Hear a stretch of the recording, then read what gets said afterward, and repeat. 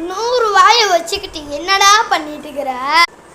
மச்சான் நான் 100 ரூபா வச்சிருக்கேன். 100 ரூபா வச்சிருக்கேன். அதுக்கு என்ன இப்போ உங்களுக்கு? ரொம்ப 100 ரூபா வச்சுக்கிட்டு ரொம்ப சீனு போடாது இல்ல. ஓகே, என்கிட்ட 100 ரூபா தான் இருக்கு. அதுக்கு நான் இப்போ என்ன பண்ணேன்?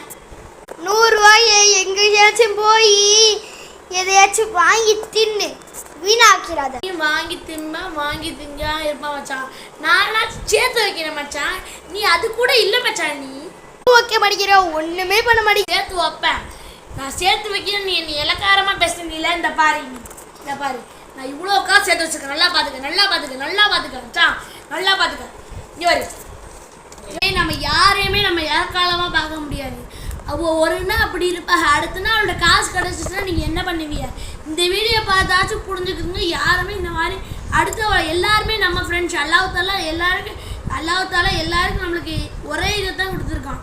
அதனால் யாருமே